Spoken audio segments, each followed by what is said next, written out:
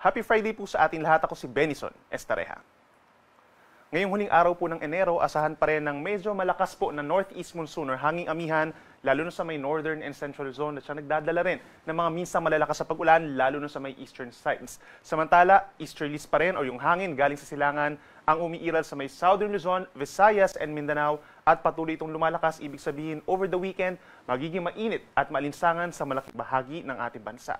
Base naman sa ating latest satellite animation, wala po tayong namamataang bagyo or low pressure area at wala pang aasahang weather disturbance sa mga unang araw po ng Pebrero. Ngayong araw, asahan pa rin po ang mga paulan sa ilang bahagi ng northern and central Luzon dahil sa amihan. Asahan pa rin ang minsang malalakas na ulan dito sa may Cagayan Valley, Cordillera Administrative Region, lalawigan ng Aurora and Quezon. At posibleng umabot pa rin sa hanggang 100 millimeters ang dami ng ulan sa may eastern portion of mainland Cagayan, Eastern Isabela at hilagang bahagi ng Aurora. Kaya't mag-ingat po sa mga posibleng pagbaha at pagguho ng lupa at yung mga nabanggit natin na lugar, magdala po ng payong kung nakailangan. Samantala dito naman sa may Ilocos Region, rest of Central Luzon, Metro Manila and Rizal, may epekto rin po ng northeast monsoon. Kaya't asahan minsan kumukulim ng mga panahon at sasamahan din ito ng may hinang ulan lalo na sa may Metro Manila, Rizal, ganyan din sa may Bulacan and Nueva Ecija. Kaya make sure din po na meron dalang payong habang bahagyang maulap at minsan maulap na kalangitan for the rest of northern and central Luzon. Dito naman sa natitirang bahagi ng Calabarzon, Bicol Region and Mimaropa, may mga lugar pa rin po na magkakaroon ng paulan bagamat hindi na ito malalakas at hindi tuloy-tuloy unlike nitong nagdaang 3 araw dahil yan sa easterlies, medyo mainit na po at madalas maaraw, may tsansa lang ng mga isolated rain showers or thunderstorms. Pagdating sa temperatura sa Metro Manila, medyo malamig pa rin po, between 23 to 30 degrees Celsius, habang mas malamig pa rin sa may Cordillera Region, between 15 to 23 degrees sa may Baguio City. Sa ating mga kababayan po sa Palawan, magiging maulan pa rin po sa may central and southern portions, epekto ng easterlies, habang dito sa may Visayas, fair weather conditions or madalas magiging maaliwalas ang panahon or maaraw, lalo na sa umaga hanggang sa tanghali over the western and central portions of Visayas. Habang sa may eastern Visayas, mababawasan din po ang mga paulan, epekto yan ng humihinang shear line, plus the easterlies na yung ating nangingibabaw na weather system, may tsansa lamang po ng mga pulupulong ulan or pagkidlat pagkulog. Temperatura natin sa Metro Cebu between 26 to 31 degrees Celsius.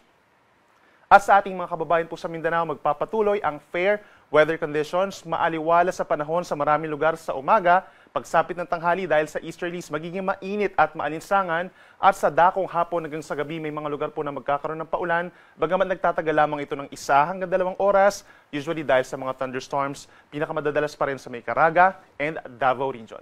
For today, pinakamaiinit pa rin sa may Zamboanga City hanggang 33 degrees Celsius as well as Gensan, Cotabato City at dito rin po sa may Butuan habang sa may Davao City naman hanggang 32 degrees Celsius.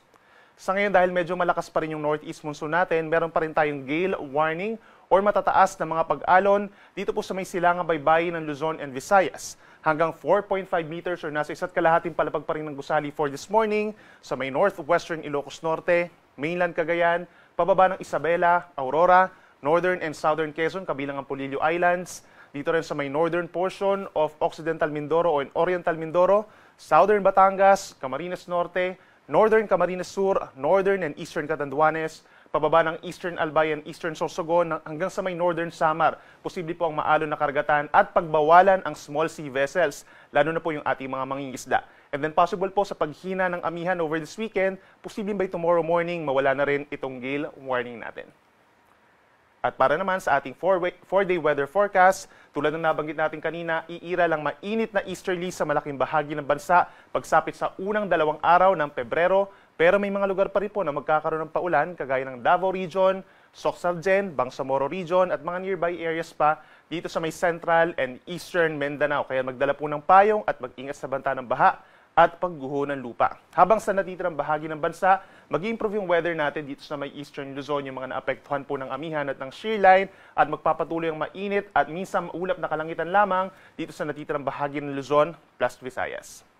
Then pagsapit naman ng February 3, pagsisimulan lumakas muli ang hanging amihan or northeast monsoon at ganyan yung magiging senaryo natin for the rest of February. Minsan malalakas po yung mga bugso ng northeast monsoon kaya magkakaroon muli ng bahagyang malamig na temperatura lalo na sa kalagitnaan po ng susunod na linggo.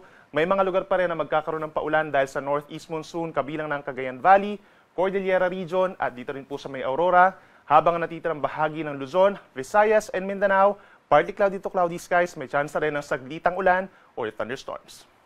Sunrise natin ay 6:25 a.m. at ang sunset ay 5:55 ng hapon.